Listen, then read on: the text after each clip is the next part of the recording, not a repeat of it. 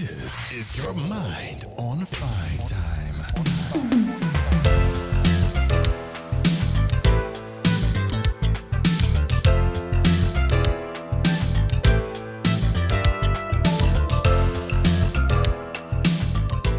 Hello, party people. Hello, Dante people.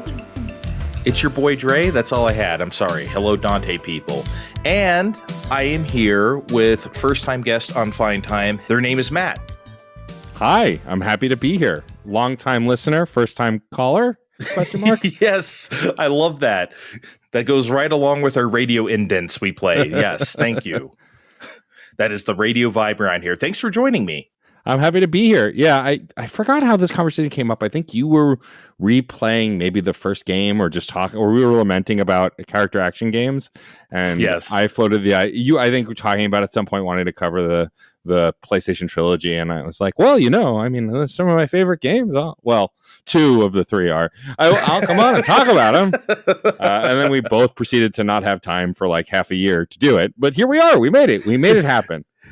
Well, yes, we made it happen. Thank you. That's the thing about Fine Time. It's like we put ideas on our board, and when we get to them is when we get to them. I do not give up on them. We don't have timetables on these things. So I'm like, whenever they have time, we will get there. And now we're here. So I'm glad you're here. But before we get started on The Devil May Cry, you do a number of things in the podcast space. Why don't you tell the people about those since they might be unfamiliar? Sure, happy to. So yeah, I've been a podcaster for, almost 12 years now. Wow. God, that makes me feel very old. Like, the meme photo of Thanos turning to dust? That's me realizing how long I've been doing this. And I've had a variety of different podcasts come and gone. Unfortunately, last year was the death of the Game Informer show, which I was an editor for, an occasional guest, and all of Game Informer, not just the podcast, which is a bummer. Sad. But I still do two other video game podcasts. One is called Fun and Games. The main show is a discussion-based podcast that I do with the incredible Jeff Moonen. It's topic by topic. We do retrospectives. We interview game devs, composers. We have guests on to talk about specific topics like signposting in video games or is grinding necessary, things like that. And it's really fun, usually about an hour long. And we have some really great conversations with great guests and do some fun interviews. We also do like live events, like we go to PAX East and PAX West and talk to devs on the show floor, that kind of thing. And then we have a sub-series within that feed called Side Quests. Andre, you've done, I think, 3 episodes now. I have. Thank you. Yeast Book 1 and 2, Shinobi, the PS2 one. And what was the first one you did? It was a Genesis game. I'll give you a hint. Oh my God. Elysia Dragoon. Yeah, Elysia Dragoon. Yeah, that one was, I listened to that episode, edited, still don't know what that game is. So that's why I forgot it. My favorite 16-bit action game. Like I said on the episode, absolute all-time banger. Love the Elysia Dragoon. But love having you on those. For those uninitiated, Side Quests is a short form series within the same feed where a different host every episode talks about a game they love and why they love it. We come from this idea at the podcast that every game is somebody's favorite, good, bad, and different. Doesn't matter. Everybody loves every game at some point or has a favorite game of some kind. And this is a series celebrating it. And it's not just podcast hosts like Andre, it's listeners of the show, comedians, burlesque performers, like anyone who loves a video game and wants to talk about it is welcome on the show to do just that. And that airs 3 times every 2 weeks. The off weeks for the Fun and Games episode, and then every Monday. And so that's a real blast. I love doing that and boosting those voices of folks who love games. And then the second show, to keep it as brief as possible, is called Reignite. I host it with the incredible Mary Bradley Lestrange. They and I are obsessed with the Mass Effect series. And so we started this to replay Mass Effect and discuss our choices we made as if we were Shepard and like why we made those choices. Like if we were Shepard, why would we make those choices? And more importantly, why would we romance the aliens we romanced? And it was so much fun. We really love those games and love doing it. So after the original trilogy, we moved on to Andromeda, which I hadn't played until we covered it. And now we're doing the Dragon Age series, which makes us actually current with gaming news because there's a new Dragon Age out.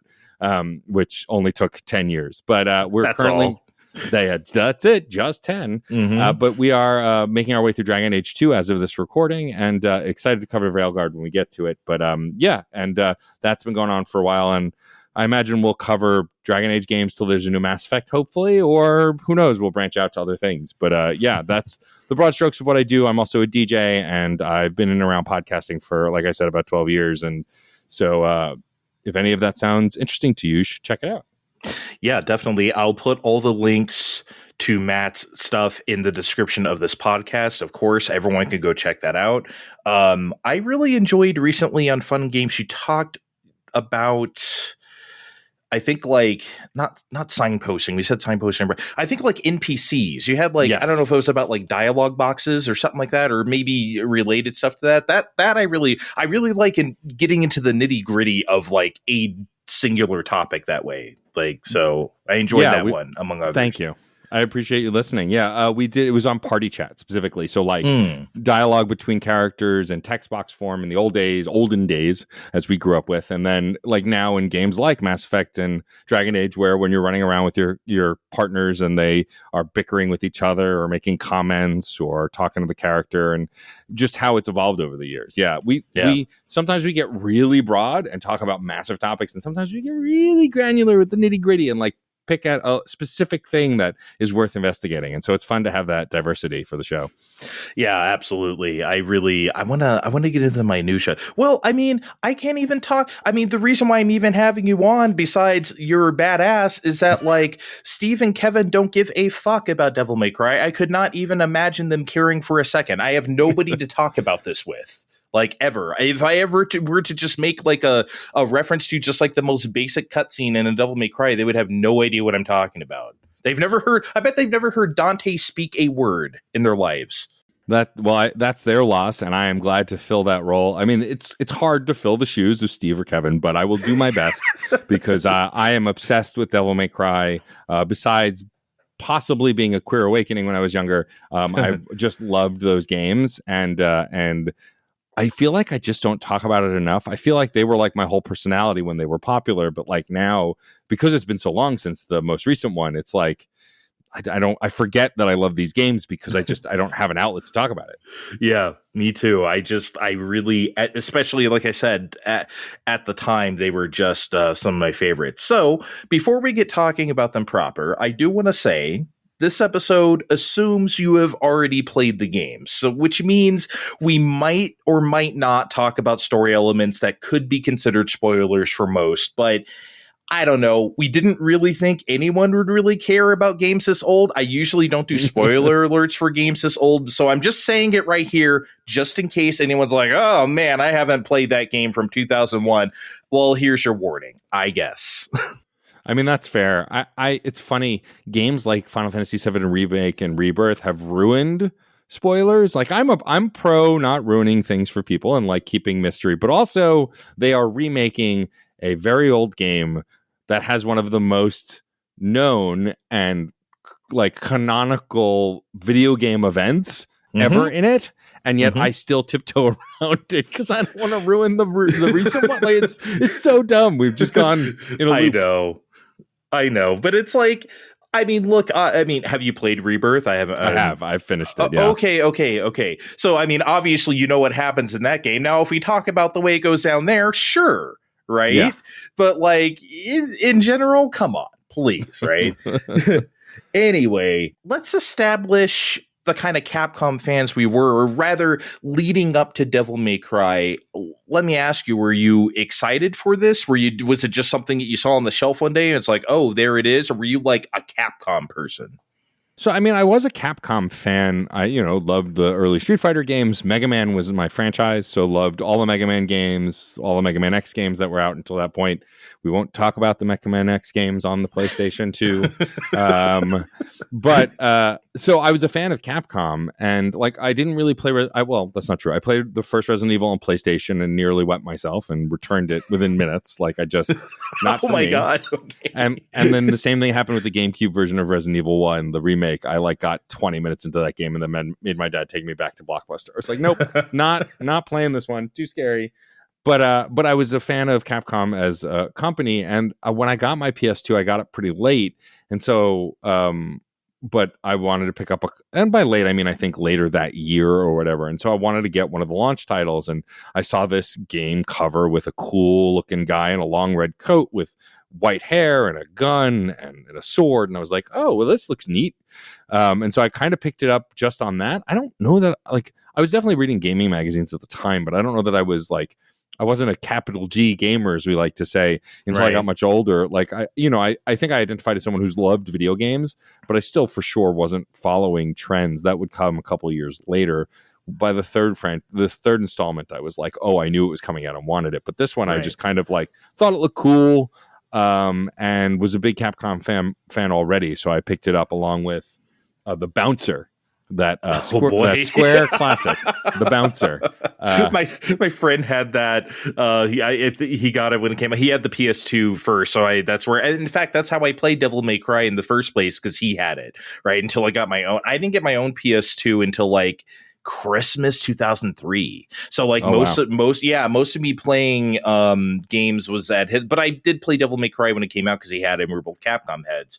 I think everyone who listens to the show knows I was a huge arcade head, and of course that means Capcom. Growing up in the 80s and 90s, Jesus Christ! I mean, what can you say? I don't even have to go over it, right?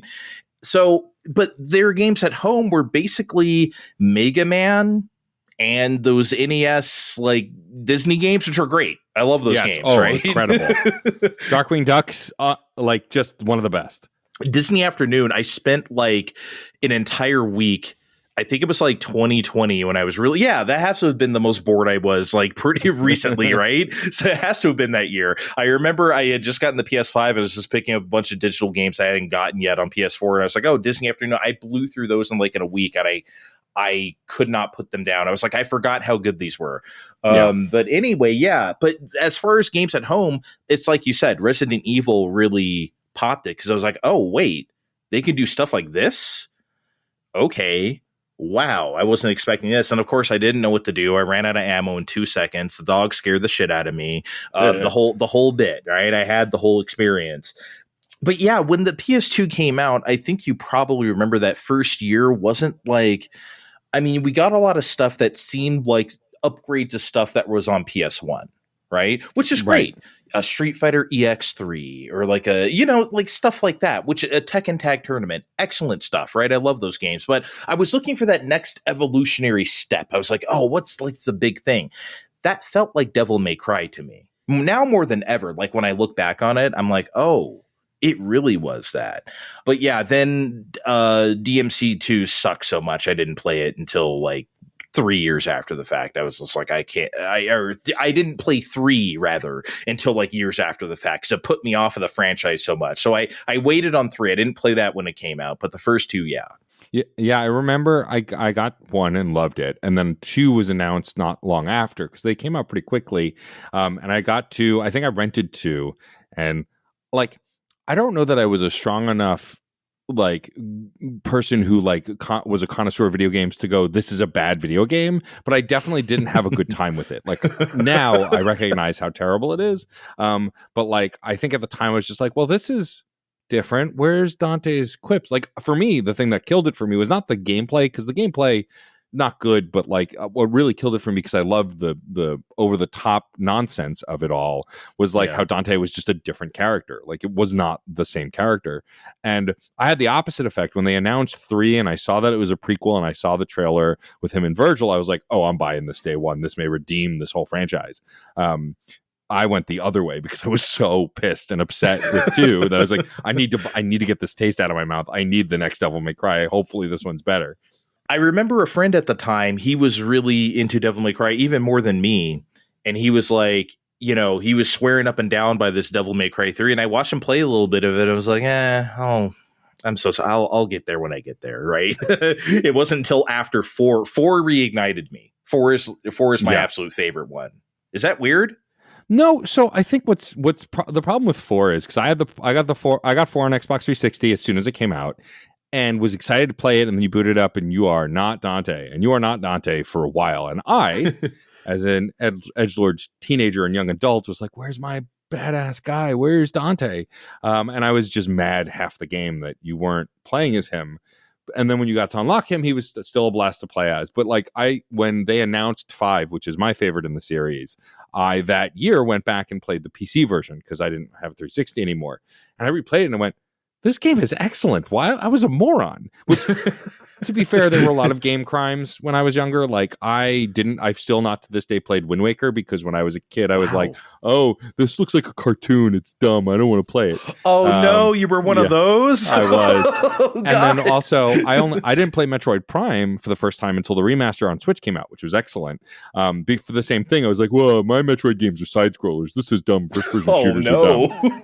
Yeah. So like I made a lot of mistakes in that era. And so, we're not all perfect, but yeah, no, I think it was a similar thing with Devil May Cry 4. I was so annoyed that it took so long to be Dante that I convinced myself I didn't like it. But when I replayed it a couple years back, I was like, this game is excellent. It's such a good game.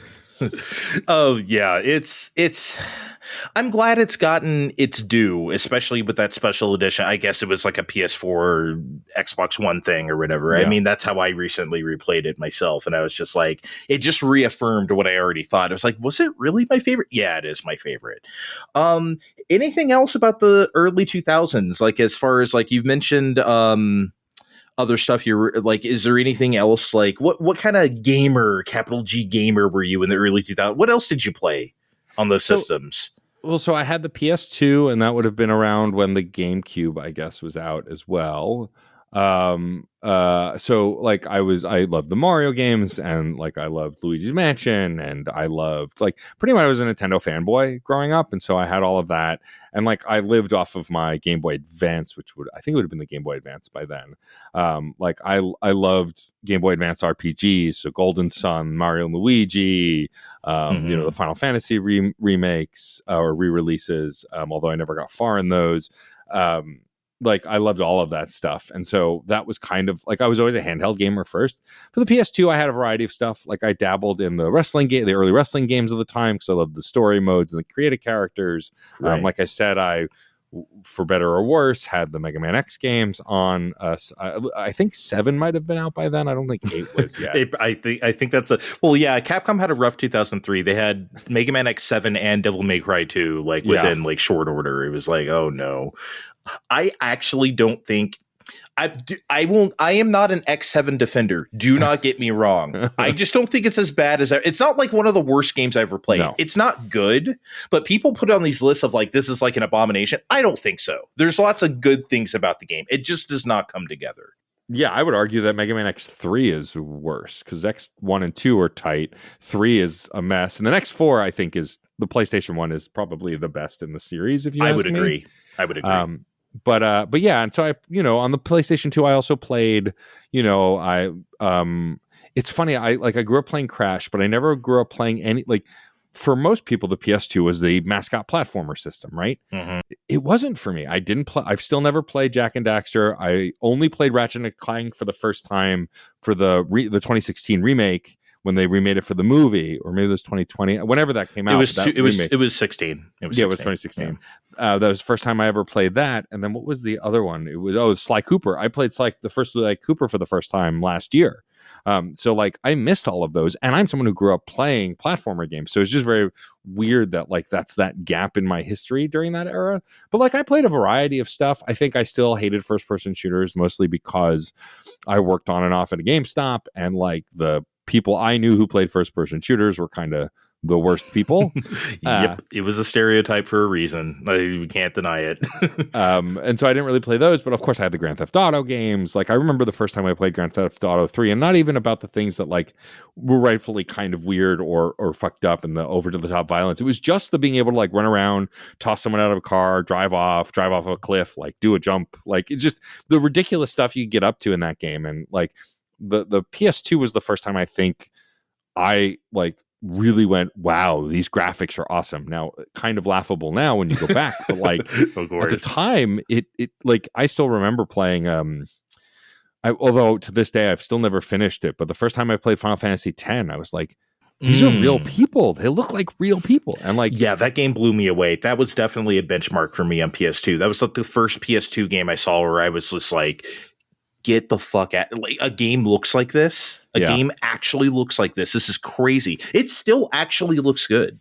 It does. Absolutely. It holds up. But like the remaster does a lot of work to like smooth it out, but it is a game that was already pretty impressive, and the voice acting is really good. Like, a lot of people like to rag on that famous laugh and some other things, but truly the game is really well written and really well voice acted. The cast does a really great job. Like, I think it's definitely one of the best games on that console, easily. I need to replay it. I have never played that game since it came out, again with my friend who had the PS2. Like, right. we played through that game together. I have never even so much as looked at the game since. I would love to revisit it and see if I still feels. Yeah, there's one other thing.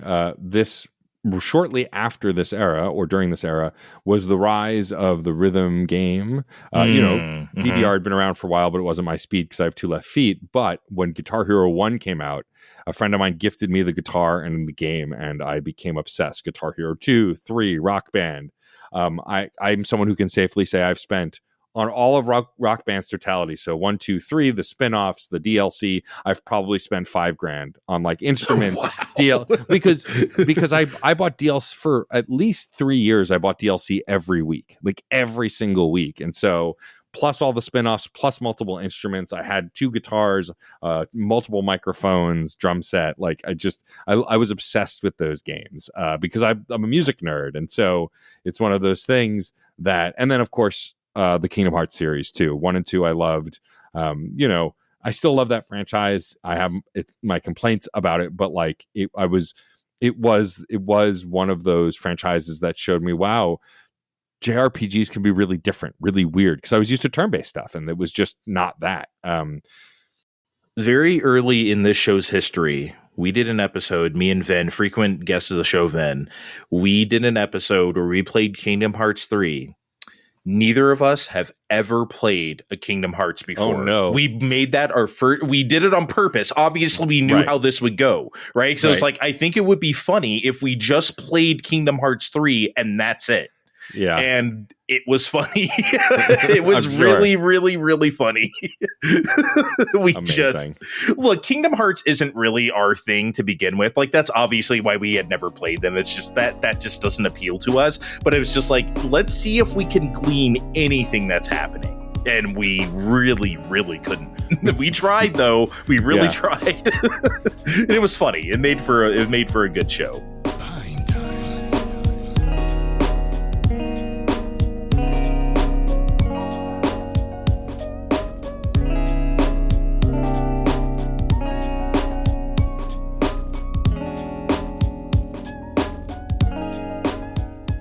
So, you mentioned Queer Awakening earlier. Okay, so here's the thing. Dante as a character, for me, has never been like the appeal of Devil May Cry. It's always been like the gameplay. I'm not saying I never thought Dante wasn't cool or anything. It's just that, he's a dude with a sword and he has silver hair. He looks very 2001. He looks very edgelord 2000s, which is great, right? He should look like that. But I wasn't. You seem to have little more than that.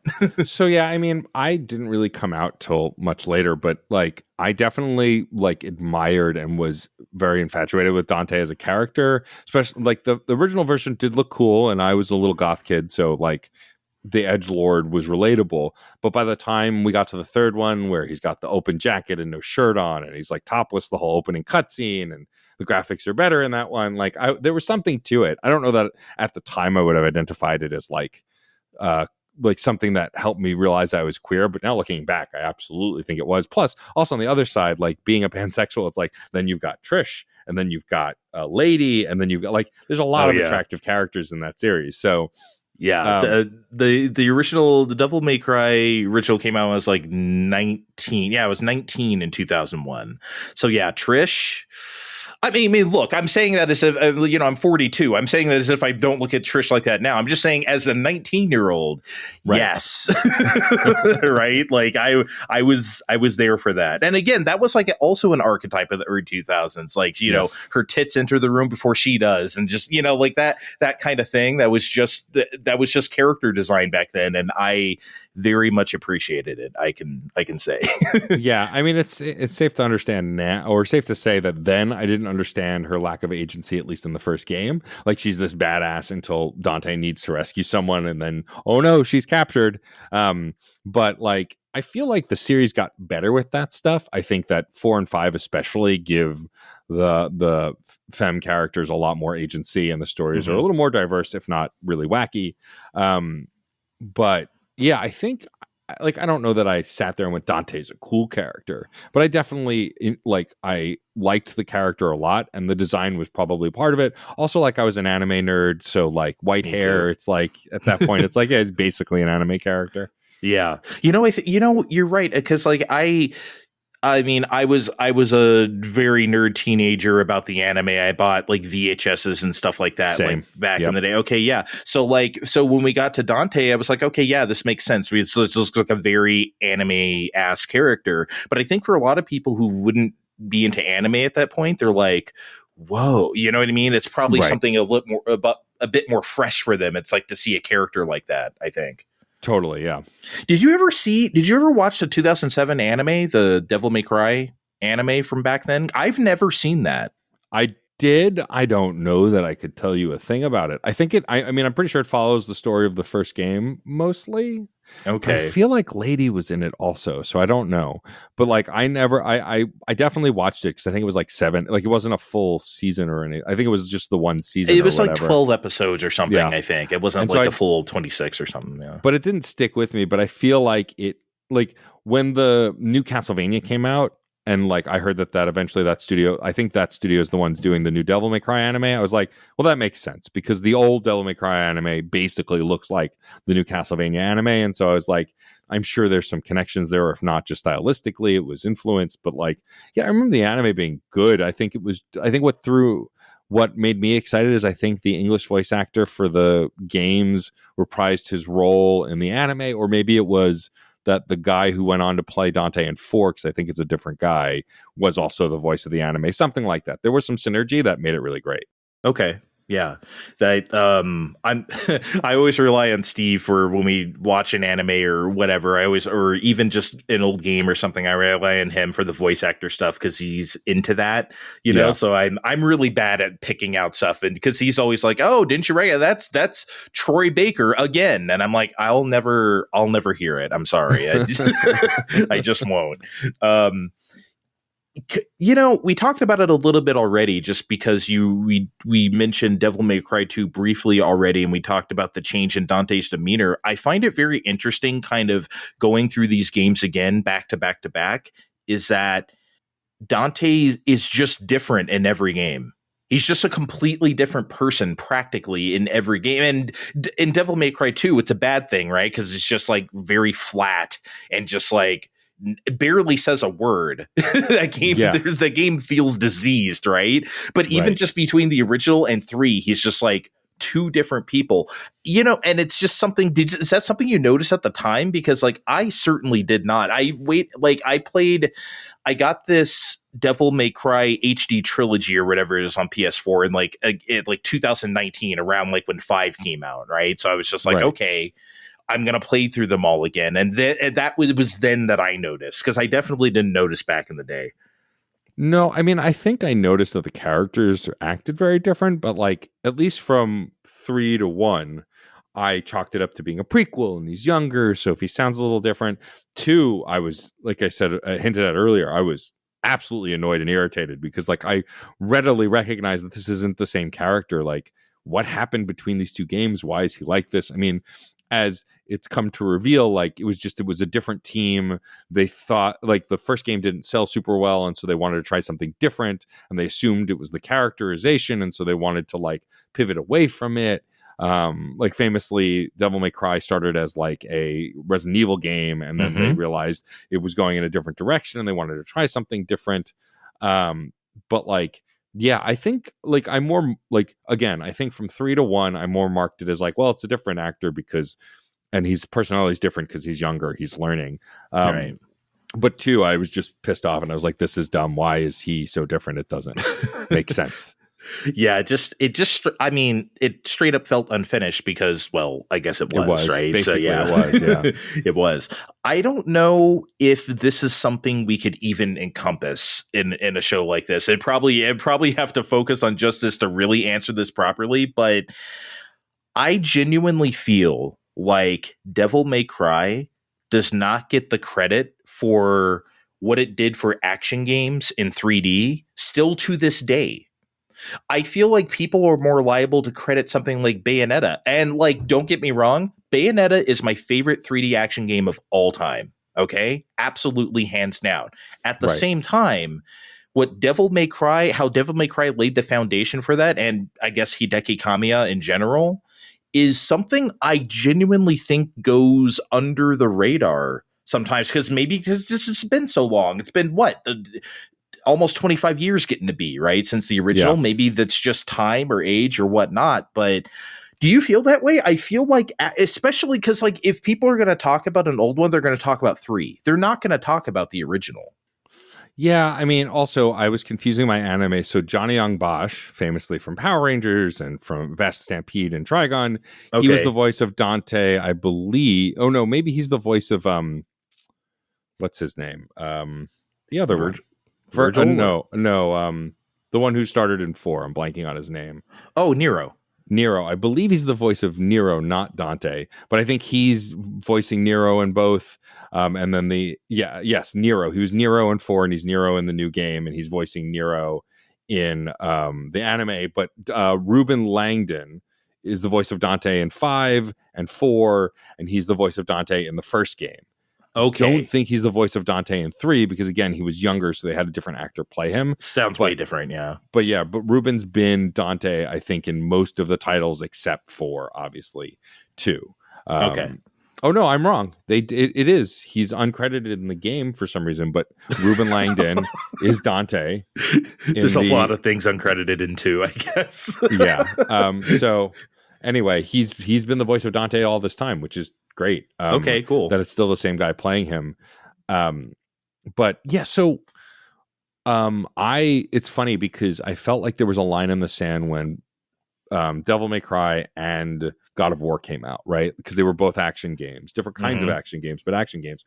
And I had friends who swore by God of War, played the first 2 hours of God of War and was like, this game is terrible. This is dumb.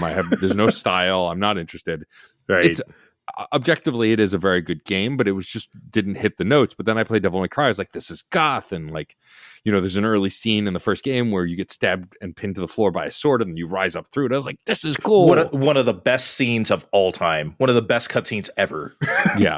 And so like for me, it was always Devil May Cry that was to me was like the reason I loved character action games and stylish action games because I love Devil May Cry. But I do feel like it's not mentioned in the same breath as other games as much. I think also part of that is Bayonetta like has more cultural cachet than Dante only because she was in Smash Brothers and like the games got ported a bunch of times and like that's Kamiya, right? Hideki Kamiya is he is also more of a character and like although didn't Kamiya, I can't remember if Kamiya worked on Hideki Kamiya did do the original Devil May Cry games too. Yeah. Yes, he did the first one. He did the first one. Oh, gee, just the first one. And so like I think there's a similar DNA. But yeah, I agree. I don't think Devil May Cry is often put in those conversations. I always do.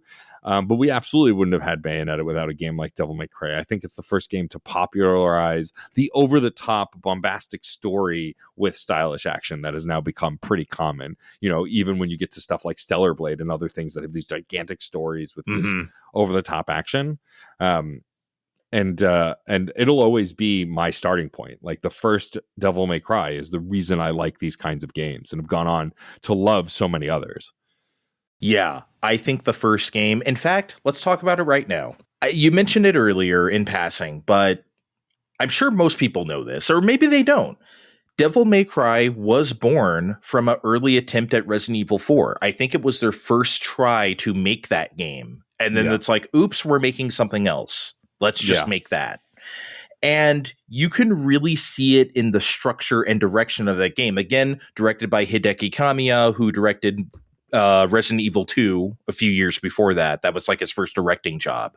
So you can see it, the fixed cameras, of course, the construct of a mansion, right? And like the surrounding areas too, that is exactly like a Resident Evil. It's really uncanny. You know, it's funny, right? Like that was Capcom's formula back then, and I loved it. I love the fixed camera tank controls era. I love all those games, except maybe like the first Dino Crisis is a little, right? But like, Yeah. I love those games. And look, when something like Onimusha comes out, it's like, okay, this is familiar. I understand exactly what they're doing. Right. Devil May Cry, it has a lot of those constructs. Again, the fixed cameras, it's not tank controls anymore. It's a little strange. They try to do it halfway. When the camera switches on you, you just keep running that direction no matter what you're holding on the control stick, which is weird but fun. I thought that was weird even at the time. But even just the adventure aspects, right? There's locked doors. Oh, you got to get this key, right? Oh, you better use this item on this thing, right? Again, it's not totally Resident Evil. You're not completely backtracking and stuff, unless the game tells you to, because it's a level by level go forward structure. But I guess what I'm trying to say is, did you think of it that way at the time? I'm sure you said you played Resident Evil before this, right? Or very limitedly. Like I said, I was a coward. I didn't really get into horror games until the last few years. And so, no, when I played it, I had no idea it was supposed to be Resident Evil 4. I found that out later. Ironically, when I played Resident Evil 4, the original, for the first time, like 5 or 6 years ago, I was just doing some research because I wanted to talk about it on the podcast, and I saw that and was like, oh, well, that actually kind of makes sense. But I had no idea at the time. Okay. Yeah, because I kind of, just being such a Capcom person and playing all of those, I was just like super into it that way. How long, I want to know, because this is different for everybody, of course. How long did it take you to understand what the game wanted from you in terms of combat? Because obviously we're in a completely new realm here. This isn't even something like a 3D beat 'em up where you just go up to someone and just mash on a button. I mean, you can kind of do that at the beginning, right? But soon you learn, that's just not going to work for all situations. So could you, anywhere you want to start there with combat, how long did it take you to just wrap your head around it? I mean, it took me a while. I think I was used to button mashy, like beat 'em up games, which I loved and still love. And so I assumed it was one of those. But once I realized you needed to buy moves and you needed to like learn combos, but once I understood that, I think I got better at it. I mean, admittedly, and I didn't get very far in my replay of Devil May Cry 1, but like I don't think that I'm as adept at it as I used to be. I'm sure if I like buckled down, I could probably pick it up, because in the more modern games, I was able to do that. But I think ultimately it was like trial by fire learning and then putting it on easy just to get through it. I think was basically what it came down to. But there was definitely a difficulty curve of understanding what the game wanted, that then for subsequent games, especially the third one, I felt more equipped to do than I did in the first one when I first played it. Speaking of easy, and I couldn't suss this out from playing the HD edition because maybe they changed it. I remember back in the day, if you died a couple times, they would ask you if you want to turn it down to easy. I think that's true, but I feel like also once you did that, it stayed on easy. You couldn't turn it back up to normal, but I don't remember. Okay. Yeah, see, because I feel like the HD it just lets you choose easy. I feel like in the game, they make you play normal, and then it's like, oh, do you want to play easy? You know, I can't remember what the case is now. It's been too long, but yeah, that sounds right. But I can't remember either. It's been too long since I played it in full. Yeah. Again, being a Capcom person, I was also into their fighting games. Now, I've never been any sort of fighting game expert, but I understood combos. I understood like blocking and then retaliating or punishing, they call it, right?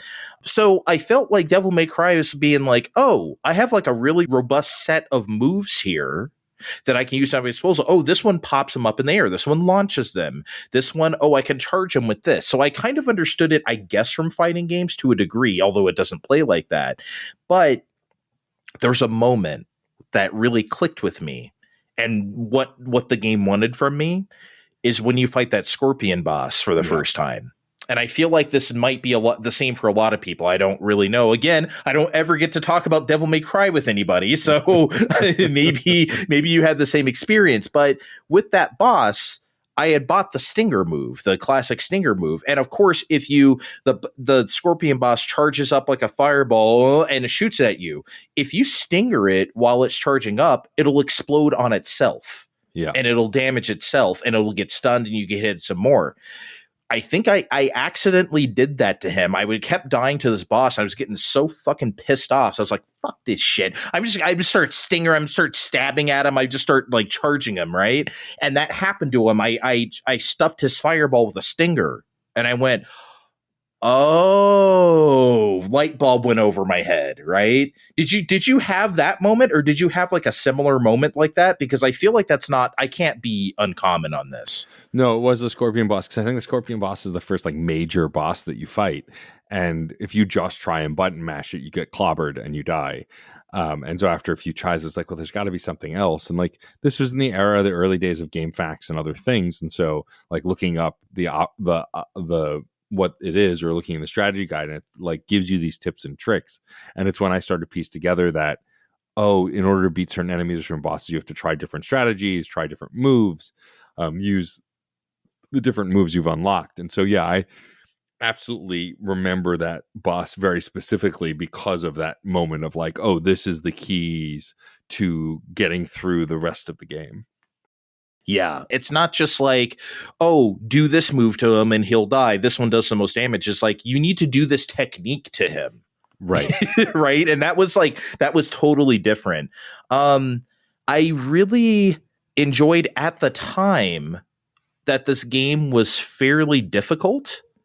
This was a time when games were getting easier. This was a time when you were expected to beat the game. You know, growing up before that, it was just like, if you could beat the game, fine. If you couldn't, you know, good luck to you. Yeah. This was a time where beating a game was an expectation. And this was pretty difficult, even for like the time period. Did you feel that way? Well, you said you played it on easy, so I did. I'm almost positive I did to beat it. I mean, I notoriously not great at video games. I can learn, and like I have some games that I am really good at, but for the most part, like the Souls games, Elden Ring was the first Souls game I ever finished, and it's because I could over level and get past stuff that way, or call in folks in co-op. Like, I'm just notoriously not great at those kinds of games with those high difficulty curves. That said, I've completed every Metroid game, and those games get ridiculously hard. So I think it just depends on the gameplay style. But for a game like this, for sure, I struggled in the beginning, and then like, for example, in its contemporaries like Bayonetta, I don't put it on easy necessarily, but I also always get bronze or stone instead of like the gold or platinum trophies at the end of the stages, because I'm not doing the score run. I just want to get through, play the game, and like experience it, not necessarily perfect it. That's me too. I've never been. Yeah, that's like a big thing of Devil May Cry. Obviously, the score play of it, and that's fun at first too. Where you're like, oh wait, I can keep juggling him in the air with the guns. Oh, I can do this after and keep the combo up or something like that. I do try to do those things, but I don't worry about it too much. It's fun to do during combat, but it's definitely not like, oh man, I need to totally pure platinum Bayonetta. Right. Like, that's just not my bag. But this game, the original game is pretty difficult. And with the way it uses retries and stuff before you have to like start the level over, pretty stringent. And no Devil May Cry. I don't know. Devil May Cry 3 is tough too, but I feel like it's just tough. I don't think it's like with the retries and stuff. I mean, correct me if I'm wrong. I don't really remember too much off the top of my head, but I believe it's more generous with like checkpointing, and like even if you die, like there's not really I don't remember if there's a life system, but like I do recall that like it's more either generous with the items you need to like resurrect, or it's more generous with something that like it's a challenge, but it doesn't feel insurmountable in the same way the first and second games more feel. The second game because it's janky, but the first game because it's just, I think, tuned up to be really tough. Fine time.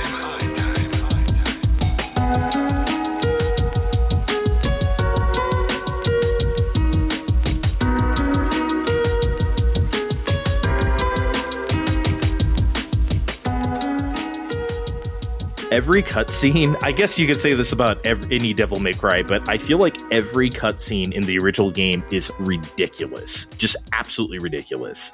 Just the opening, that clues you in so much, right? Because it's just like, he's just sitting there in this shop. It's the logo of the game on the shop.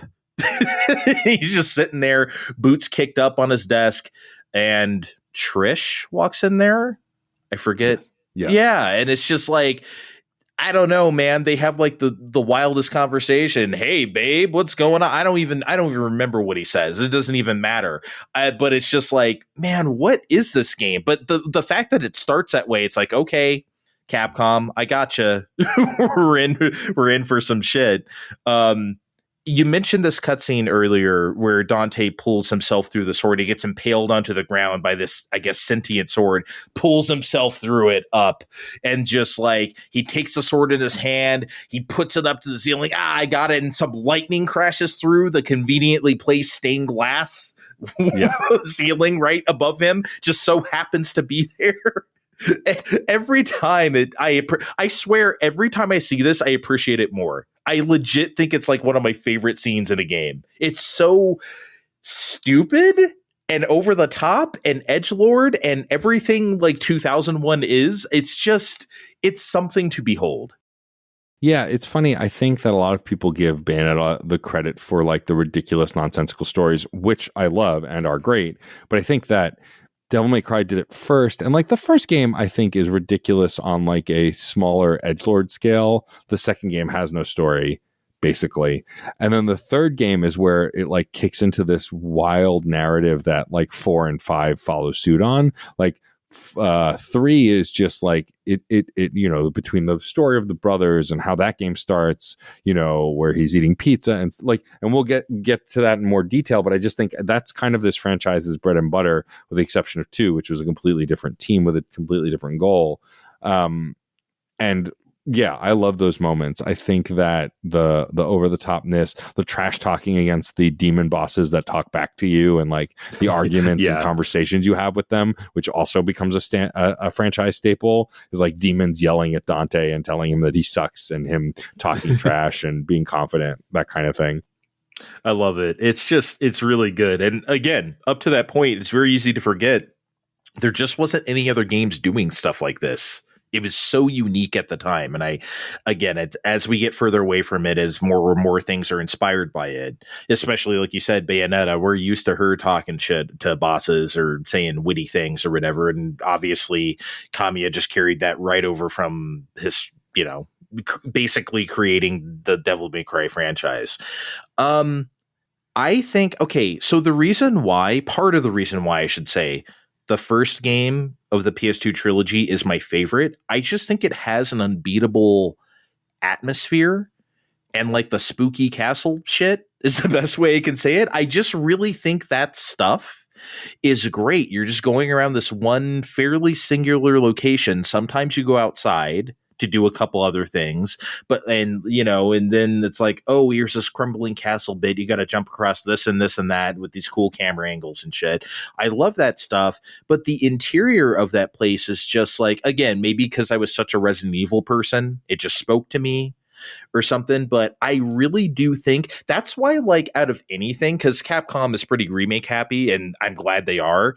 I would love for them to remake the first game. I really do think they could do, well, like with today's RE engine, they could do something so cool with the first one and this particular atmosphere. I understand they'll probably want to do 3 or something, and whatever, that'd be great too. But I really would love the first one.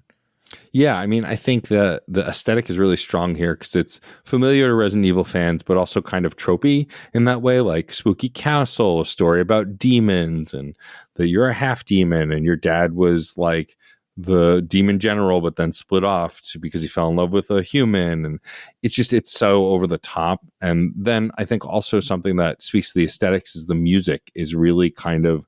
This has some of the best music in the franchise, and like the mix of like atmospheric, like tonal songs for the background when you're running around versus the incredible speed metal, hardcore metal songs that pick up when you start fighting, and the boss themes, the battle themes, like that. Those are strong in a lot of the games, but I think like it's because this game had some of the best, and I love that stuff. And it really, it's funny. You would think that those metal songs wouldn't necessarily fit with the like kind of haunted, spooky aesthetic, but it really works for the fast-paced, frenetic combat that this game like kind of starts with and then kind of builds on in later entries in the franchise. Yeah. absolutely. In fact, I mean, okay, I'm not saying Devil May Cry invented this, but it is the first game where I remember where you're walking around and just enemies appear and the battle theme just like starts. Yeah. I'm sure something else did this before this, but Devil May Cry is the one that matters in this case because it's just like, whoa, what? And that battle theme is so iconic. Like that's the song that plays because you know, like on a PS5 or PS4, you kind of go over the icons and it plays like something from the game or something. Sometimes it plays a DMC1 battle theme if you're on the HD Trilogy icon. You know, They did that for a reason. Everyone knows that one, and it's iconic, like you said. Yeah, totally. And I think that kind of music dissonance is one of my favorite things about the entire franchise because it really kind of sets the tone. It's why I love like later series that I got into, like the Yakuza franchise, because I like the duology of the narratives in those games, that the main story is really dramatic and then the sub stories and side stories are always really goofy and comedic. And I think that's what I had, that kind of duology ingrained in me in a game like Devil May Cry, where the story is kind of tongue-in-cheek and a little ridiculous, then has its serious moments, but the music also goes from like stoic and serious or creepy or atmospheric to like this bombastic battle theme that really gets your blood pumping. Mm-hmm. It's just great stuff. It just play. And I guess that's just a Kamiya thing. I mean, obviously Bayonetta is famous for its battle themes, right? So I mean, it's totally the exact same thing. You know, he likes to do that. I think that's about. I mean, like any other things you can think of. I think Devil May Cry has one of the best shotguns in video game history. It is so satisfying, the sound of it, and just the way you could like, especially if you do it to a wraith and he just goes boom and it just like flies backwards. I love that thing. Once I got the shotgun, I never went back to any other gun. Yeah, I mean the weapons I think are something that are also really key to Devil May Cry specifically, is like you get the different weapons from that are like connected to the demon boss you just defeated, and so whether it's like fire boots or like ice gloves or whatever else that you get, I don't even remember which game had what, but like those different types of weapons along with the different types of guns that you can get are always great. I think maybe it's in 3 you can get a rocket launcher. I don't think it was in this one, but I think in 3 you can get a rocket launcher or some kind of missile launcher that makes no sense and is not meant to be used often, but is like ridiculous and great. But like, yeah, the shotgun in the first game is really good. I love your original weapon, the Stinger, I think is called, the first sword is called, and then you get Sparta eventually, which is like the Demon Blade, which is also a really awesome weapon that repeats in later games. The uniqueness of like the variety of weapons you can get reminded me of like older RPGs where you gear up, but like I hadn't really played like a beat 'em up where you gear up like that, right? All weapons were temporary in a lot of the side-scrolling beat 'em ups of back in the day. So the fact that you can kind of gear up and fight your way through story moments, moment to moment in the game was kind of like felt revolutionary to me. I don't know if it was. I'm sure there are other games that did something like that, but it was definitely one of the earlier ones to do something like this. I think it is. I think in this like for this kind of game and for this kind of at the time unique battle system, for sure. I would say so. And it's like you said, buying moves from a shop was definitely very like that was cool. Like when you buy, I forget what's in the first game at this point, but just like that was very interesting. It's like, oh wait, now I can add this to my repertoire. It's because like I think a game nowadays is more liable to be like, okay, now you can do this, and here's a tutorial how to do this. Now it back then it was just like, okay, I know how to do all the moves I have. I'm adding this one to it. And now I'm going to see how this works into or not works into like my style of play. And I just think that uniqueness and like introducing stuff to yourself because of the moves that you buy, it's like, I don't really care for this one. Oh, I really like this one. Same thing with Bayonetta, but it's just the freshness of that. I think you're right. I think that was pretty revolutionary. Well, yeah, the more that we talk about it, I think this game was a fusion of Capcom's greatest hits in a way. Like it had the aesthetic design and setup of Resident Evil. It had defeating bosses to gain their weapon as your own, which is very Mega Man. And then like the input combos, memorizing combos and different inputs to execute different moves is very Street Fighter, right? And whether that was conscious or not, I'm sure a lot of the developers who worked on this game had their hands in other parts of Capcom products. And like, this feels like a coming together of some of their major franchises in a way that made something wholly unique. Yeah, absolutely. And that, again, as I said, coming from a fighting game fan of theirs, coming from a Resident Evil fan, it all comes together. You're totally right. I forgot until I did a replay for the purposes of this episode that the first game has a ghost ship. Yeah. Level. I completely forgot. It's just like, it almost doesn't feel like it fits, except it absolutely does, because Devil May Cry. And it just feels like Kamiya just looked at the script. He's like, you know what would be cool? And like, here it is. It's like, here's the time for the ghost ship, I guess. Yeah, I mean, well, camp, I think being campy is a thing that I love. It's why I love Sonic Adventure 1 and 2. Me too. It's why I love, like, cheesy thing. It's, I love the new Sonic movies because they're also really campy. I think, unironic camp that's just meant to be goofy and wild and kind of over the top and fun and kind of unabashedly fun, I really love. And like, the first Devil May Cry for sure has that. And I think it's why I enjoy it so much and why I love the ridiculous story of it. Yeah. Well, yeah. So, like, I guess that's a good way to wrap up talking about the first game. How much do you care about the story in Devil May Cry games? Because I don't really. I like the ridiculous cutscenes, but I don't actually care that much what's happening or why. It's just how I am. I guess in Devil May Cry 5, it's much more of a story, like with V and stuff like that. I really enjoyed V as a character. Great character, right? So like, I guess in that game I cared a lot more, but before that, not so much, at least for me. I mean, I think I like this. I cared about the story as much as like I enjoyed it. I don't know that. Like, I think the thing for me, and we'll get to this in the next game, but I think the lack of any of this over the top stuff is where games in this franchise can fail. But for me, like, I really like how there's this narrative thread. It's really over the top. It's ridiculous. It reminds me of some of my favorite, like, old school, like 70s and 80s cartoons and anime. And I think to that end, like, I care about it in the sense that I enjoy it. I don't know that if it takes a weird turn or I don't understand it, that it really matters, because mostly I just want to play the game, but I definitely enjoy it. Okay. Yeah, I just, again, I don't like tune out completely or something because it's so visually interesting that, of course, I'm looking, right? And it's not that I completely don't care and like, okay, shut up, stop talking.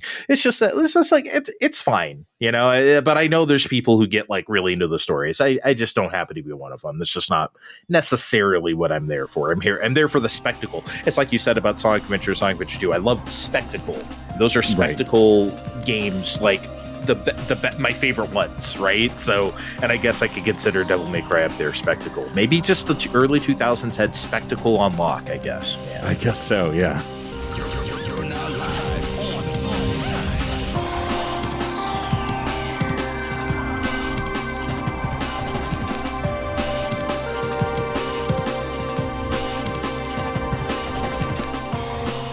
We need to, unfortunately, I'm sorry, Matt, we need to talk about Devil May Cry 2, at least somewhat. It is a necessity, unfortunately. When this game came out, I saw the reviews first, and the message boards I belonged to at the time all said it sucked. And I was just like, okay, what's happening here? I guess I'll try it. How bad could it be? It's the sequel to this badass game.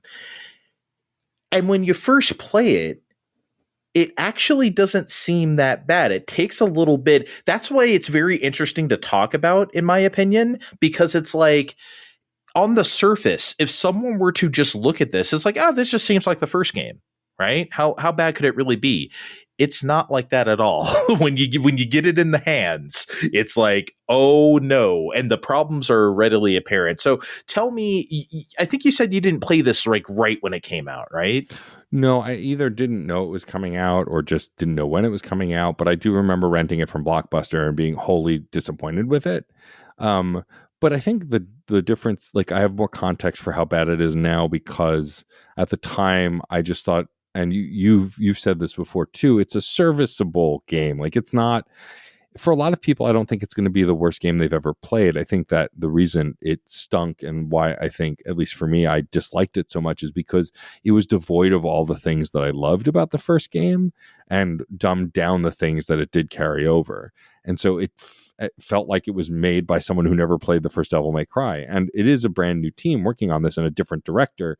And so it is basically a different game. It's basically a new Devil May Cry 1, which was sort of kind of the intent, I guess. Like it was kind of meant to be like something that someone could just pick up and play having never played the first one because they wanted to sell more copies. And it just, I think it's a bizarre sequel more than it's even a bad mechanically sequel, you know? Yeah, it's the worst thing a game can be. It's boring. That is the absolute worst thing any piece of art can be, I would say. You know, like last year I went to see Megaopolis. I had to see it, right? Even though I knew it was going to be a disaster, I knew I wasn't going to be bored. That's why I went to see it. It was not boring. It was terrible. It was absolutely terrible, but it was not boring, right? I'll go see Megaopolis over something that bores me, you know? Yeah. No, totally. I think that's the biggest offense of this game is that it is bland and boring and basic. And I think if this was your first Devil May Cry and you had no context, you might think it's okay. Maybe, but as anyone who's played any part of the first game and coming to this expecting more of that, like there's no, like it's just it would have been an impossible task, I think, to build on it to begin with. But there are times where I do wonder what this could have been, right? Because Devil May Cry 4 picks up from such a different place since 3 is a prequel that like they basically ignore the events of 2, which I don't blame them. But like it's never commented on, like it's never built into the narrative. It's its own thing. And so that's why I kind of think of it as like a reboot of Devil May Cry, only because it's just so isolated from everything else that came before or after. Yeah, it almost like kind of like how like Star Fox 64 is just the same story as like the original SNES game. It's just told like it's expanded. You know what I mean? Right. That's what a lot of Star Fox games are. They're just telling the same thing, I guess. But yeah, but this one wasn't even doing that well, and like having the two characters having a boring main villain, like the enemy is not being fast or hard to like. It just. And it's also uninspired and uninteresting to look at. There were so many different, like both dark and bright colors in the first game. And like this contrast of light and dark, that's the whole story of the first game. And there was just none of that here. And then, of course, most importantly, Dante is not quippy. He has basically no personality. He's stoic. He's quiet. Like he has you could probably write all of his lines from the whole game on like one page of paper. Like it was astonishing coming from what 1 was and then what 3 will be. It just makes it even more of an anomaly that this character isn't Dante. If they had named this something else and it just happened to have another character with white hair and a different name, it might have done better because like I think the tying it to Devil May Cry when it was nothing like it really is the thing that hurts this game the most, other than it being boring as hell. Yeah, you're right. It's not just, you know, and you're right. Dante is not quippy. He's not himself. It's a completely different character. But I just think every character is just completely lethargic. Like every cutscene, I mean, it's like I said, they don't make any logistical sense in the first one sometimes, but at least they're like fun and they're respectful. This is just like, they just kind of stand there. They seem confused and unfinished. It like, right. Okay, so like for the purposes of, again, for this podcast, I played as Lucia. The original game comes with 2 discs, 2 DVDs, right? There's a Dante disc and a Lucia disc. I never put in the Lucia disc ever in my life because I played as Dante and I was like, this sucks. So I'm just not even going to try the other one. And look, there's not much point in trying the other one. The campaign is barely different. There's like a couple different things, but it's not really. But the thing is, so I played as Lucia. The opening cutscene as her, she's just standing around these nondescript ruins. You don't know why she's there. Some guys attack, and like Dante shows up and like kills all of them while she just stands there completely emotionless. Nobody's saying anything. He just shows up and kills them. And then Dante says like a couple words and she says a couple words, and then like the game begins. It's like, okay. I it just seems really dumb to introduce your new character by like having Dante do all the work. That's the crime about it. I actually think Lucia is like a really good design. I think it's interesting, but it's just like she has absolutely nothing to do because, again, in her own cutscene to start her game, Dante just shows up and kills everybody. It's like, okay, guys, what is this? Yeah, it's one of those games where you get two campaigns for no reason. There's nothing special about them or the characters. It's such a bummer because I feel like there was such great potential for this game, but it just feels like a world of missed opportunities. And like, again, the most of the franchise is disavowed it, so it doesn't really affect anything. But yeah, and her campaign narratively, like, I think there are a few things that are different, but for the most part, I think like all the cutscenes are basically the same with just a different character in them, more or less. Mm-hmm. Yeah, there's like because there's like even that one CGI cutscene like after a couple levels, because nobody has said a single word since that opening cutscene, which is barely a couple words to begin with. And then like there's a part where like, I don't know, she beats like this mini boss and then like something explodes and Dante just like whisks in to save her, like kind of zip lines in, whoop. And then they just stand on the cliff of something and look at the wreckage for a few seconds. And it's like, that was it. That was the whole scene. It's like, what just happened? What what did I just look at? You know, it just nothing made any sense, man, in a bad way. Yeah, I mean, I think a bad story wouldn't have killed this game, but the fact that also it doesn't play like the previous game, it's longer than it needs to be, it's boring, it's ugly, like all of these things I think are what, like, it's just a bad package. And again, it's middling is I think worse, because at least really bad games have something worth, like, we're struggling to talk about this game because it's not the worst game we've ever played. Yeah. It's just boring and middling. And I think sometimes that's worse because at least bad games, like an indie game that came out not that long ago, 12 Minutes is a bad game. It's just a bad game.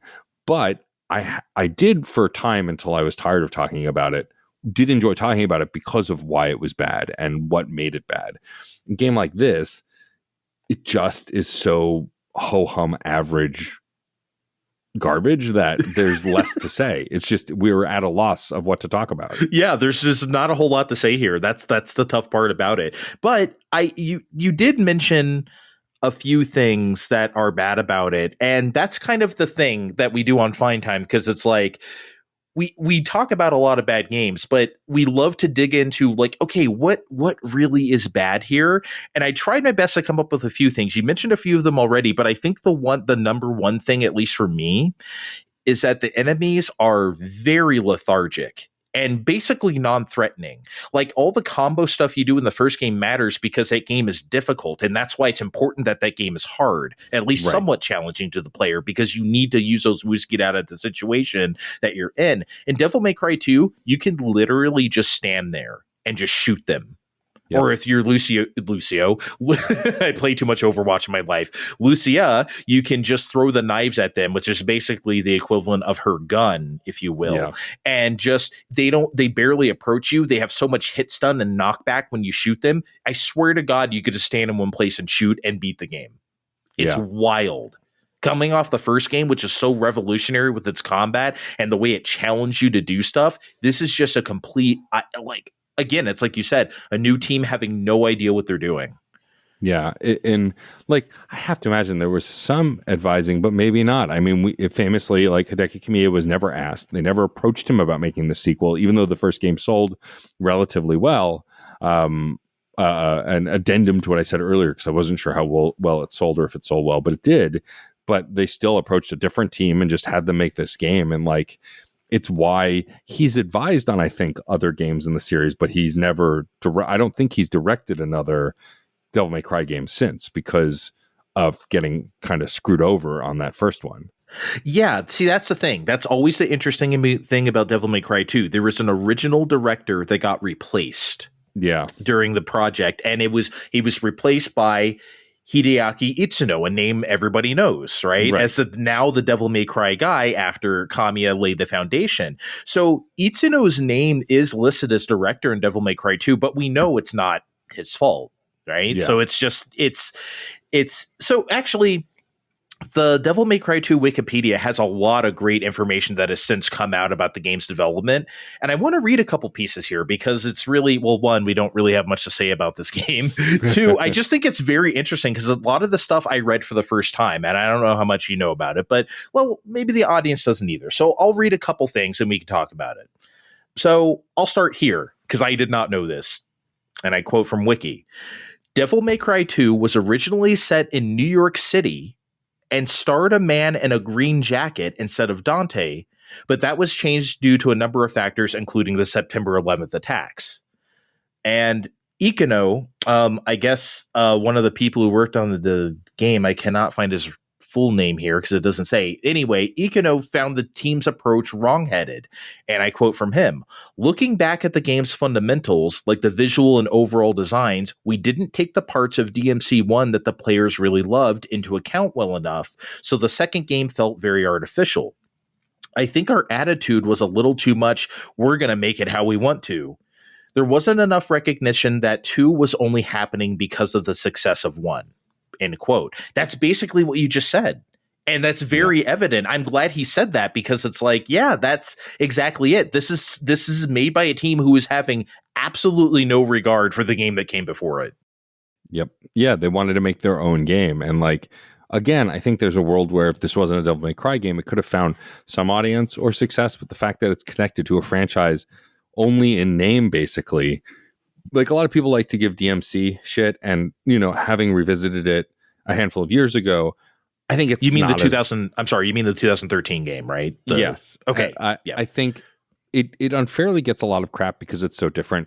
Is it good? Hard to say. Is it different? For sure, but it's still trying to do something, right? There's a narrative arc. They do something different with Dante and Virgil. Like there is love there handed by Ninja Theory. Whereas I don't hate it.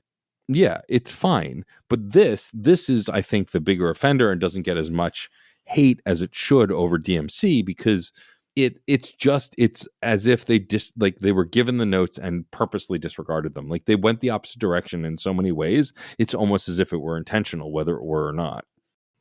Yeah, it's just you're right. You're absolutely right. I agree with everything there.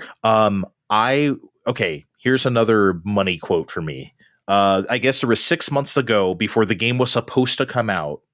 And I'll quote here from Wiki. Studio One director Hideaki Itsuno had finished work on Capcom vs. SNK 2, absolute all-time banger, and was doing the early conception on what would become Dragon's Dogma. I did not know that game started way back when. Wow. Oh, yeah. Mm-hmm. Gee, I really did not. So that was news to me, even as a Capcom head. I'm not a Dragon's Dogma person, so maybe I just never looked into it. But you should be. Just saying. Okay. Those games rule. You should play them. I want to try 2. I did not. I tried 1 back in the day and I did not get into it. I actually do want to try 2. I've seen people play it. I'm like, it seems like fun, Anyway, since Itsuno appeared to be quote unquote idle, his boss ordered him entrance into Team Devil. Team Devil was the team who did the Devil May Cry stuff. Itsuno was asked to reorganize the project in the supplementary role, which effectively meant taking over leadership as upper management saw it as directorless. And so I'm going to quote from Itsuno. There was a lot of drama over my replacing the old director, and I have nothing but mad memories about that part in particular. He laughs. But basically, they said that nothing was getting done and needed to change. The scenario hadn't been written. The cutscenes had yet to be shot, and they hadn't decided what to do about Dante's devil trigger. They had determined at least that the stinger attack was essential, so at least they had someone who was going to take care of that, he laughs. But none of the other attacks have been worked on at all. End quote. Isn't that crazy? The game's coming out in 6 months and they don't have like a scenario. What the hell is going on? That's wild to hear. It seems like the creation of this game was kind of doomed from the start. And like, I have no idea on all the particulars, but it really just feels like it was tossed to a team and they were like, all right, I don't know, we'll do something with it. And then just like kind of blindly worked on it with no oversight. It's wild. It's crazy. I'm really struggling, and I don't think I can. Can you say anything good about Devil May Cry 2? I can't even, not even the music. I can't even think of a piece of music that I like. I guess I think Lucy is a cool character, even though she doesn't like a cool design. I can't say she's a cool character because nobody's a character in this game. But yeah, I'll at say least there's that like Dante and Lucia's designs are cool. Like he looks really different from the first game, but I think his design in this game is still cool. But yeah, they're not characters. They're mannequins basically. And so like that's the best thing I can say. Like I honestly would love, and like if you Google Lucia online, you can find like tons of folks speculating about what if she comes back in Devil May Cry 6. I think that'd be awesome if they brought her back and like gave her a real arc, made her a playable character again or something. Like I think that would be a lot of fun. But you know, beyond that, like yeah, I can't really think of anything else nice to say about this game. I really can't either, because that's my thing about, like, again, going back to Mega Man X7, the other bad Capcom game from 2003. It's like that music slaps. That music is fucking great. I love that soundtrack. Right? At least I could say that. At least about Sonic 2006, I could say the music is great. Right? Yeah, totally. I can't say that about this. I can't pick out anything. You know, it's just. Man, yeah, I think again we've ripped on it so much, but really, I think what really struck me, even at the time where I knew something was gonna go wrong, again at a time where I was like less critical of this kind of stuff, was the areas were so wide open. It felt like you were running down like an 8-lane highway at all times, like every place. Did you get that? It's just like, because I get it, the first game, like I said, spoopy castle, you're in these very confined places or whatever, but like this was just like so big. I'm remembering a part where you like fight some tanks that are like shooting bullets at you, and you have to like, you're traveling so far and you move so slow to get to these tanks that are shooting at you, and it's just not exciting. I don't know, it's just the wide open space is bad, I think, is what I think about most. I think that the Devil May Cry and a lot of character action games are at their best when there's kind of a hallway. Like you can have open rooms, but for the most part, you want to be going in a line to get to the next thing, right? Because they're meant to be pretty linear. Character action games don't work with open world. And like this was an open world, but I think the stages were so big that you just kind of got lost in the space in a way that like, again, not to keep comparing to other things, but like Bayonetta, the early city levels and stuff where you can like explore a bit and then you're funneled into like the next path or the staircase or whatever. Mm-hmm. Like I think that's a more solid way to do that. But this was, it was kind of just aimless. Yeah, aimless. I guess that's all I got to say. Worst sequel of all time? That's, I mean, I feel like it is. I can't think of anything worse. I know it's a tough question. Think about it if you want, but I can't think of anything worse than Devil May Cry 2. Yeah, worst like number 2. Number 2 entry, I think. Yes, absolutely. Worst like follow-up game? No, because Sonic 06 still exists, I think. Yeah, but like worst second game in a franchise, I think probably yes, without a doubt.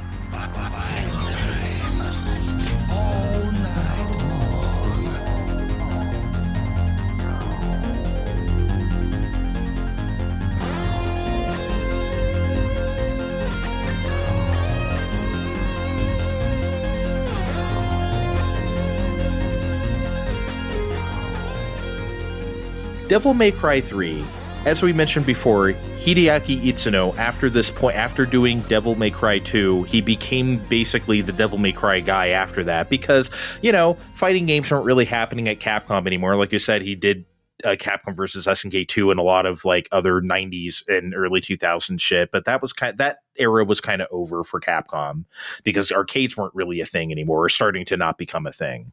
So he just started working on Devil May Cry more, and I'm really glad, since Capcom essentially made him put his name as director on 2, I'm really glad he got another shot to do something great, because obviously that's what Devil May Cry is. Devil May Cry 3 is, rather. Maybe we can start there. I want to go right for the gusto here. Devil May Cry 3 is considered one of the best games of all time. It's also considered by most people the best Devil May Cry game. Do you agree with this? Is this also your opinion? No. I think it's one of the best, and it's definitely a highlight for the franchise. It's definitely better than 1. But for me, 5 is still my favorite. I really just like all the stuff they did, how much more over the top it got. But I mean, 3 is where the strength, like the series really found its legs. 1 is good, not great. 2 is bad, and then 3 is excellent. And I think that the play to go backwards and like establish Dante's history, create Virgil and bring him into the story, his brother, who I think is hinted at in Devil May Cry 1, but like there's no word on Virgil. I don't even know if he's mentioned by name. I think he is. I feel like he is. Don't quote me on that, but I'm pretty sure he's mentioned in the first one, yeah. But he's barely there, whereas he's an established character in this. And like I like how they kind of like hit the reset button, so anyone who'd never played a Devil May Cry game could jump in with this because it was a prequel. And third entries being a prequel is kind of common in the PS2 era, the more that I think about it, because Metal Gear Solid did the same thing exactly. And I think that it's a strength for this game. So yeah, I don't think it's the best, but I think it's one of. See, it's tough because I always feel like such a contrarian. I guess I often am on the show, but it's just like, yeah, I definitely, again, out of these 3, I definitely like the first one the most out of the PS2 trilogy. But I was really surprised to go back and see that like the accolades of this game, it's really like hailed. I mean, I don't know about like Metacritic scores or whatever, but like if you look at all the reviews, this is like getting 10s out of 10s and like just from everybody. And it was just like, wow, and I get it. Right. And I really feel good for, again, now that I know the whole story, I feel really good for Itsuno that he really got to he had to do the shittiest project of all time. Now he has this like triumph, I think that's great. Yeah, I agree. I think also like games that are critically acclaimed that are 10 out of 10s, like I'm not always in agreement with those games. Sometimes I am, right? But like people feel like Elden Ring is the best game, one of the best games ever made. And I liked Elden Ring in my time with it, but I don't think it's the best game ever made because I think also your favorite game and the best game are different too. And also what is best, all of that nonsense. Right. But this is definitely a benchmark for character action games for the Devil May Cry franchise at this point, because if this wasn't a success, the franchise would have died here. I can't imagine if there was another failure, they would have kept making them. Yeah. And it could have fell victim to the syndrome, like Dreamcast syndrome, right? That system was going to fail no matter what.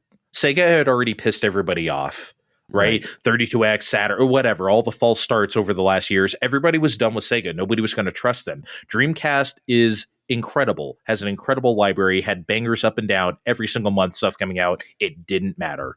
People had eyes straight past it for PS2 or GameCube or whatever else was coming out next. People were done with Sega. And it sucks because it's a great system. And that could have happened to Devil May Cry 3. It could have been like, well, Devil May Cry 2 sucks so much, we're not even going to try anymore. And that was me. It's like I said up front, I didn't try Devil May Cry 3 until after 4 got me back in the fold, because I was just 2 made me so mad. I was just like, okay, whatever. I don't care if it's good. I'm not I'm not playing it right now. But I'm glad I eventually went back and did that. And when I did, even though I played it way later, you can see that Devil May Cry 3 is like, now we're in 2005, right? You get mid 2005. We know exactly what we're doing with the PS2 hardware. And Devil May Cry 3 might be the best looking game on the system, I think. This game looks insane. I can't believe it, even now. Do you agree? Like, it's crazy what they did with this. Yeah, I know you're talking about Final Fantasy X being one of the best looking games on the console, and it is. But yeah, this is, especially considering the style, the colors, the design of the game and the characters. Yeah, it's one of the most impressive looking games on the PS2. And I think even if you don't play the HD remasters that are on the PlayStation, if you play the originals on the PS2, it still looks sharp. It still looks good. And it's one of those classic games that I think feels like it hasn't aged today because it was at the top of its class for the tail end of that console. Yeah, absolutely. And you mentioned, even you can see it from the beginning. You mentioned the iconic opening scene. I guess Dante's eating pizza. Right? And he gets attacked by demons. Of course he does, as one does, right? And it's just like I remember the pizza looking so mud. It's like, wait, they actually like modeled the pizza? You can't have those polygons to spare on PS2. What are you doing? You have some real pepperoni on here? It was like impressive. It was really good to see that. Especially, he knocks the pizza up in the air, catches in the boxes before he can't drop his pizza. That would really piss him off, right? It's just they got that spirit back, I guess is what I'm trying to say, that the first game had, where you had that baller opening cutscene with Trish or whatever, and it was wild. They're like, okay, we're going to signal to you right away that this game isn't going to be trash. Yeah, are we past the stage of being able to like make references to how Stella got her groove back, and like how this is that moment for Devil May Cry? Am I showing my age a little bit? Anyway. Oh no, we're never past that age on Fine Time. We can always reference how Stella got her groove back. But like, yeah, this showed the world that these games still can sell well, that this franchise still has something in the in the gas tank, and like all of the refinements and additions to this game have stuck with the franchise. Like especially when controlling Dante, a lot of what was introduced in this game is the baseline for everything that came next. Yeah, it's just it's so, again, I love that Itsuno really just is like, okay, I want my chance of redemption. You could see it. It feels like almost like a last chance game, almost like a Fire Emblem Awakening, or like a, right. Where, something's like, we have to do great this time. We have to, right? It has that attitude. Totally. Yeah. 100%. Okay. Super Mario Brothers 3 is my favorite game of all time. My absolute favorite game of all time. That's always my answer. And it's in part because the refinement of ideas, right? Mm-hmm. You have two Marios before it, 2.5 Marios, and we're not going to go into it. And like, by the time you get to Mario 3, and then they made it in Japan in 1988, you're like, okay, we know what we're doing. We're making this for experienced players. They've already played the first two. Mario 3 has a difficulty curve where they assume you've played the other ones. And I think that in part is why I love the level design in that game. Devil May Cry 3 almost feels like the same thing to me in a way, where it's like, okay, you played the first two. Hopefully not so much of the second one, where it's like, we're just going to, we know what this, we established this type of battle system now. Everyone's used to it. We're going to go in there and we're just going to give you like maximum Devil May Cry.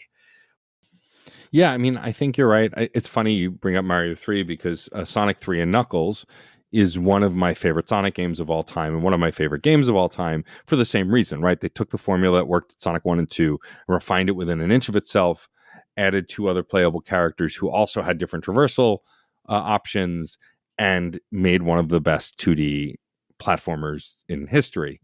And I think that Devil May Cry is working in that same thing. I mean, even you talk about refinement of ideas, the battle styles, which now are just how Dante controls in every game after this, like, give not just having one set of moves, but allowing you to play more defensive, more offensive, more ranged, more, I don't even know what to call trickster of all of them, but like giving, I think it's like more like, there's more strategy to the trickster gameplay, and like giving those 4 battle styles and then adding those weapons and having the weapons have different effects in the battle styles or how they come off or whatever. Like it really was a way to kind of layer this game and make it more challenging, but more interesting as well, and avoiding the faults and the pitfalls of the second game.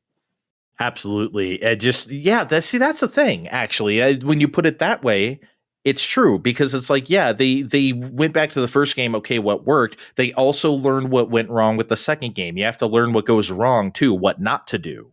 And you feel both of those things in Devil May Cry 3 for sure. I'm trying to remember, did I use Gunslinger? I really like to shoot guns in Devil May Cry. I understand that's like not how you do the most damage or whatever, but I don't know why. Again, maybe it's just the shotgun from the first game or something or whatever. That is always like my thing. I think I did a lot of Gunslinger in Devil May Cry 3, although, you know, mixing it up is obviously good. And I'm glad that they did this. Again, they're not worried about overwhelming the player because they're assuming the player knows what they're doing. Usually in games like this, introducing 4 battle styles like that might be like, whoa, right? What are we talking about? And I guess maybe to a person who has only played Devil May Cry 3, it's the first time, they might be a little overwhelmed. But I think at that point, though, there had been enough other games, maybe not necessarily of this type. I think people are used to it now in this newfound 3D era. So, yeah, I'm glad they went kind of all out with that. You're right, though, about Trickster. I don't understand what is happening. I really don't. Fine time.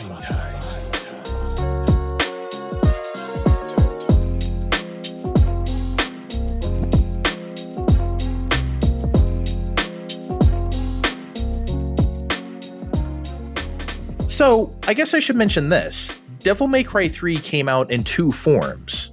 So the original was released in March 2005, but then there was a special edition in January 2006, like less than a year after it came out, which added a few things. I think it added a difficulty mode or 2, or rather rebalanced them.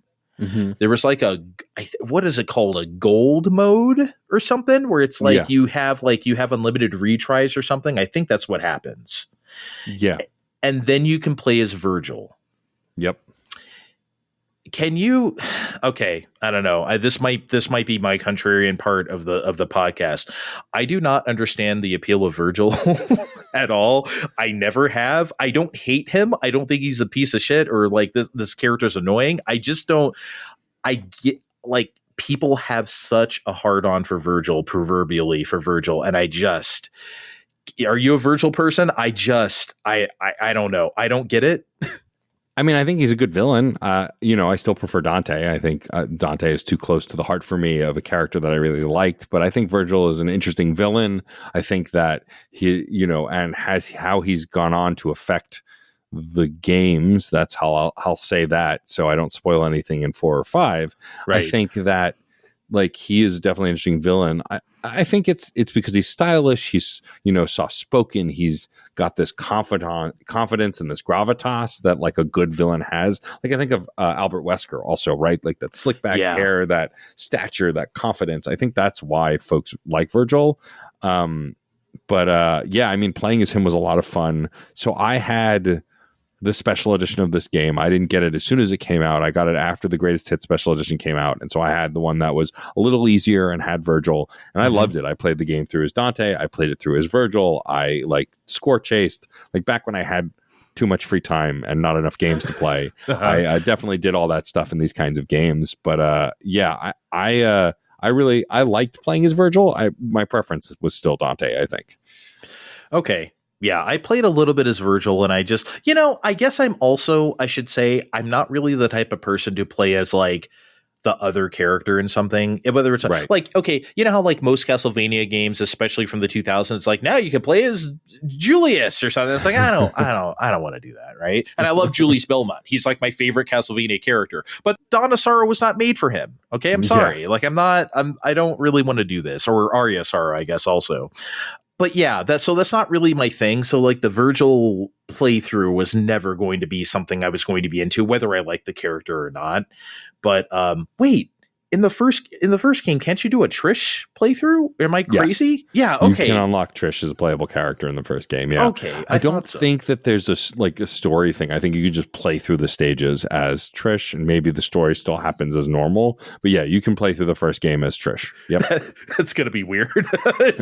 Everything just happens anyway. She's just running through. I did like that kind of whimsy back then. It's like, okay, we get it. We know we're not going to make a whole story for Trish, but just here, play the game as her. I mean, honestly, I think I really, as we said, it's hard to talk about a bad game in Devil May Cry 2. It's hard to talk about an all-timer in Devil May Cry 3, even though I don't necessarily feel that way. Yeah. I just think this game is so well known that it's just like, shit, what else do I say about Devil May Cry 3? It is what it is. And it has, you know what? I do want to talk about this. I think I definitely prefer the demeanor of Dante in the first game as well, just because, man, it's really over the top in 3. I get it. He's younger. He's like whatever, but they dialed it up to 11. He's really wisecracking as he's like shooting the guns. He's literally like, yeah, woohoo. And like literally like cheering as he's doing this. And it's like, okay, man, tone it down. Like, it's just, did you feel that at the time? It was just so amped up to 11.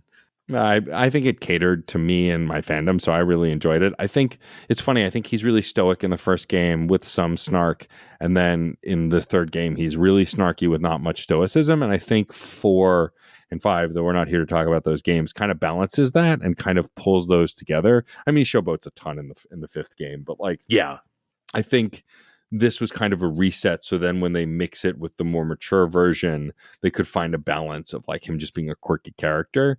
But I didn't mind it. I like it. I think it's kind of brash and like over the top. And again, I was a teenager, young adult when this game came out. So like it was right in my wheelhouse. So like I was into it.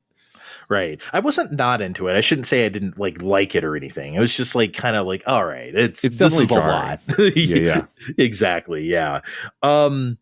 Man, I'm so glad I went back to this game. I'm glad I went back to the franchise. I could have fucked off forever after 2, but man, it's just what a trilogy. You know, before we got recording, we were talking a little bit about how you don't really see a whole trilogy on a system anymore. Yeah. And I think that's really because like games take too long to make for a variety of reasons that we all know. But I'm just glad that, like, you know, you could look at this and it's like, wow, see the refinement and the quick development of like I said, Devil May Cry 3 is like one of the best looking PS2 games, if not the best looking. Yeah. And you could see the development through the other ones. It's like, okay, before, you know, you don't know the hardware as well, and now you do. That's something I kind of miss, I think, right? Where it's like, as a generation goes on, you get like some more like, yeah, we kind of juice systems nowadays, but it's not like before. They really had to like squeeze it and in short order, you know, where it's like you look at a GameCube game from 2001 versus like 2006, and you might be kind of like, whoa, I don't think we really get that, or do we? Is that a weird perception of mine? No. I mean, like, and I think I pointed it out because, you know, this idea that you could get, you know, and it also, like I mentioned off air, the Mass Effect trilogy, and how those were all on the Xbox, eventually also on the PS3. But like Mass Effect 3 looks so much better than the first Mass Effect, like leaps and bounds, and it's the same console generation. We just don't get that anymore. You know, I think about we've alluded to our love of 4 and 5 as well, but like 4 was on the Xbox 360, PS3, and then 5 was, I think, it was last gen. It was PS4, Xbox One, and so like, we may get through this console generation without another Devil May Cry, but I hope we do get one, especially now that Dragon's Dogma 2 is out. But it's just kind of wild to me that a series that could like 3 of the games were on one console, and now 3 of the games are on 3 consoles, right? And that kind of seems to just be the trajectory for a lot of games. You know, I think about Dragon Age 1 and 2, which are both on the 360, and then the Inquisition is the gen after that, and then, you know, now of course the Veilguard all this time later. It's just kind of a bummer that we can't have everything in one place in the same way. You think about Mario Brothers 1, 2, and 3, also same console, right? But then it became very common for Mario to only have one game per console. Yep. The Wii was kind of the exception to that, right? The Wii got 2 Mario games, but Sunshine was the only GameCube game. 64 was the only, 64 game. It's just interesting to me and it's because development time has taken longer, among many other things. And it's kind of a bummer, but also it's kind of fun to see the jump in graphical style from release to release. Which also now, it only being one console per game is less. Like, I think about Spider-Man for PS4 versus Spider-Man, Miles Morales and Spider-Man 2, and like they don't look that different from each other, other than them changing Peter's face for no reason, which I don't want to get into. That was weird. That is still weird. But like, I think it is kind of cool that now like you look at Dante in 5 and Dante in 3 and Dante in 1, and they all look completely different. And it's not just because they got redesigns. It's because, or even Dante in 4 to 5 is because graphics just got better. And so they took those character models and improved them and added more detail. And eventually you add enough detail that it looks different from what came before. Absolutely. Because, 4 looks like a Xbox 360 ass game. Like, I Yeah. don't even mean that as pejorative. That's just what it looked like. That was 2008, and you're going to run this at 60 frames a second. It's going to look how it's going to look, right? You Right. can only do so much. 5 is obviously we're in the RE Engine era, right? Yeah. And it's just like, it looks like a completely different thing. Yeah. So the step up there, and obviously the passage of time there was a lot, but actually, so maybe this is a good way to end this whole thing, because I have a question for you, since this came up it took a while to start to do this episode. So things happened at Capcom that I think we should factor in here. So, as we said, after the success of DMC3, Itsuno went on to do 4 and 5, but then he left Capcom at the end of last year. He's gone now. Yeah. On the other hand, Hideki Kamiya is working with Capcom again. At the Game Awards, they announced they're doing Okami, right? And Hideki Kamiya is back to direct with this independent studio, Clovers. I cannot believe that's a thing. That's wild. Yeah. Now that all the doors are open, could Kamiya potentially do like a DMC6? I wonder, what do you think of that? That's actually a possibility now. He could return to the franchise that he basically started.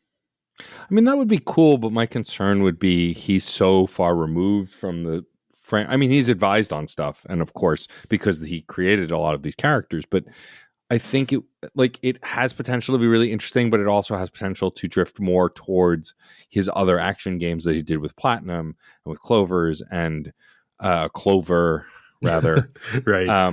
And so I worry that it would get lost in the weeds, but maybe not. I mean, he's really smart and he knows what he's doing, obviously. And so I think it would be cool to see him come back to the franchise. I am curious what that would look like, but I don't know if I'd be excited or not, just because he's a very particular person, Kamiya. And, I just don't know if him coming back to this franchise that he's been not the director of for so long would be a boon or a detriment.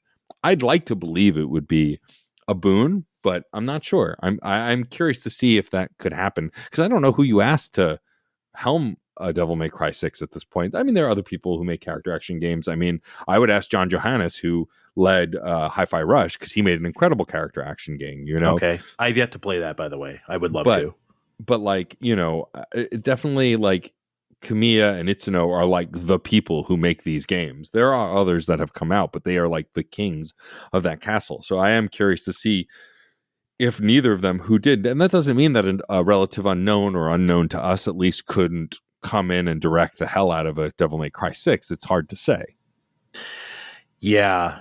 The only reason why I think he would be good for this, Kamiya, is because of Bayonetta. If he went to Platinum and just did whatever, I'd be like, okay, he's been away from this for so long. Again, Bayonetta is like my favorite one of these types of games, one of my favorite action games ever, if not my favorite. So maybe that's just maybe just for me, that's just the way I would really love Timber to return to the scene of the crime.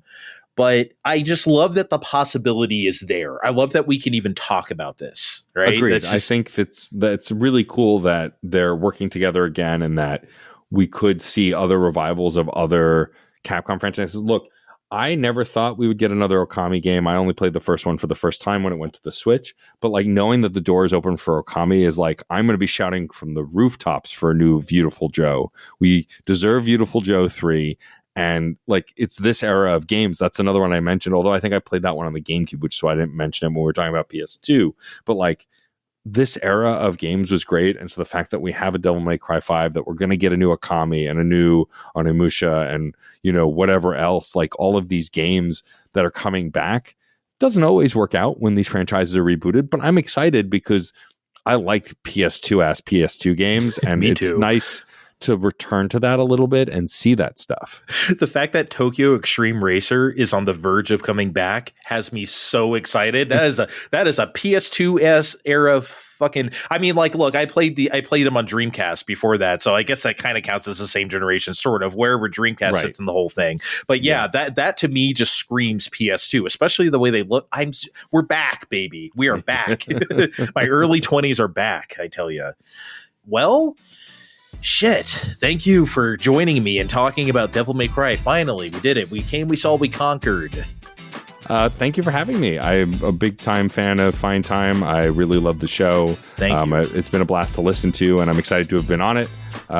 Maybe someday I'll get to actually talk to the other two hosts, but for now, fuck them because they didn't want to talk about Devil May Cry. No, fuck them. Steve and Kevin, you know what you did. Get away. You could have talked Devil May Cry with me all this time and you didn't, okay? So there you go. Tisk. I know. All right.